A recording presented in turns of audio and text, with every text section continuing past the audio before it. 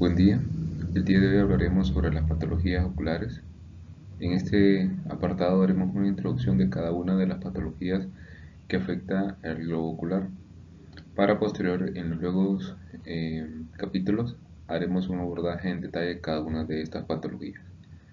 Mi nombre es José Rafael y soy médico residente del primer año de oftalmología.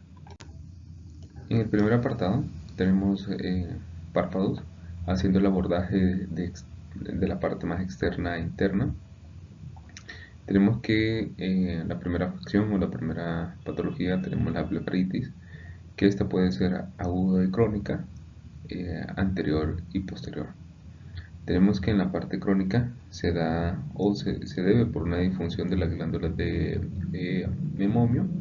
También la blefaritis puede ser clasificada por una blefaritis de origen bacteriano, una estafilocócica, seborreica y por el ácaro de Molex. Los antelasmas son lesiones amarillentas que se ubican en el párpado superior e inferior. Estas se deben por la acumulación de células escumosas dentro de la dermis. Las concreciones son secreciones producidas por las células caliciformes, que estas se forman en el, eh, en el interior de las conjuntivas tarsales, tanto superior e inferior. El orzuelo tenemos que es una inflamación aguda y se caracteriza por presentar los leucocitos polimorfonucleares. En la chalación se diferencia del orzuelo que la chalación es una inflamación crónica. Aquí la diferencia también se hace porque la infiltración ya no es por leucocitos, sino es por una inflamación granulomatosa. Tenemos los nevos del margen del borde del párpado, que estos se clasifican en pigmentado y no pigmentado. Y el abordaje o el tratamiento se hace una resección en cuña, ya que estos nevos afectan hasta las células basales. Por lo tanto, la resección debe ser en cuña. El molusco contagioso es afectado o es producido por el virus de la viruela. Se caracteriza por ser una lesión umbilicada, aperlada y que aparece en el borde del párpado. Su tratamiento es la exéresis o la extirpación de cada una de estas glándulas o dejar dentro de su evolución natural de la enfermedad. La conjuntiva está conformada por un estroma conjuntival que contiene tejido linfoide linfático asociado a la mucosa. Por lo tanto, esta va a presentar una reacción folicular cuando es sometido a diferentes irritantes externos crónicos, como ejemplo, las gotas antiglocomatosas o las infecciones virales. La conjuntivitis folicular crónica unilateral, esta está asociada a un microorganismo llamado Clamidia trachomatis. El papiloma, que es el papiloma conjuntival, que está asociado al virus del papiloma humano tipo 16 y 18. Este también se está asociado con la displasia escamosa. El granuloma piógeno, que está conformado por tejido de granulación vascularizado, que se caracteriza por presentar lesiones rojizas que fácilmente sangran y se originan procedente de un trauma leve o de un procedimiento quirúrgico.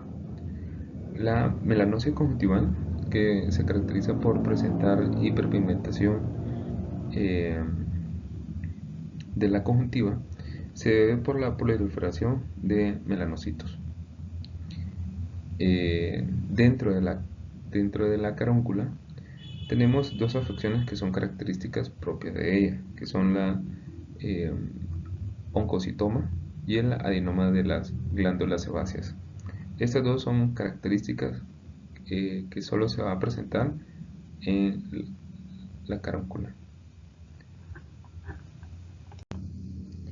En la infección corneal, cuando la infección corneal es por clamidia, podemos recurrir a hacer raspados conjuntivales o biopsias corneal. Cuando es con hongo y, o bacteria, podemos hacer las tinciones de Gram y la tinción de Paz. Las distrofas corneales tenemos que las más frecuentes o las clásicas son tres tipos, que son la reticular, macular y la granular. En la afección del queratocono tenemos que se caracteriza por una serie de afecciones o anomalías que se da dentro de la córnea. Dentro de ella se da una rotura de la cápsula de Bowman, un adelgazamiento estromal y hay una rotura de la membrana de semen. Dentro también de la degeneración del endotelio corneal, tenemos que esta se puede dar o originar por las distrofias corneales de Fuchs y secundarias a la cirugía intraocular. En el glaucoma tenemos el glaucoma primario de ángulo abierto. Este tiene un sello distintivo que presenta con una atrofia granulomatosa del nervio óptico y donde se observa una atrofia axonal sin gliosis en etapas tempranas. Ya en etapas posteriores se da un arqueamiento de la lámina cribosa. En el glaucoma secundario tenemos el glaucoma por pseudoefoliación. Este presenta un material exudativo que se deposita sobre las zónulas o en la cápsula anterior del cristalino y en el borde pupilar. El glaucoma neovascular, este presenta una membrana neovascular en el iris y un ectropio en el borde pupilar. La glaucoma de célula fantasma, este se presenta por una hemorragia vítrea crónica o ifema que produce una obstrucción de la malla trabecular. El glaucoma relacionado a tumor, tenemos dos tipos de tumores que pueden bloquear la salida de la malla trabecular y estos son el glaucoma melanocítico y el melanoma del cuerpo ciliar. En el apartado del cristalino abordaremos lo que son las cataratas subcapsulares anteriores y posteriores. Vemos que la subcapsular anterior se debe por una inflamación del segmento anterior, ya sea por un trauma o por una inflamación o una uveitis. En la subcapsular posterior, esta se debe a múltiples factores, pero dentro de ellos el principal es la migración del epitelio celular del cristalino. En la retina tenemos la retinopatía diabética, que esta va a afectar principalmente los capilares venosos y su alteración principal que van a tener en su estructura van a ser en las degeneraciones de los pericitos, que esto nos va a producir las microaneurismas y la pérdida del tono vascular. Tanto los exudados como las hemorragias se van a suceder dentro de la capa de plexiforme externa.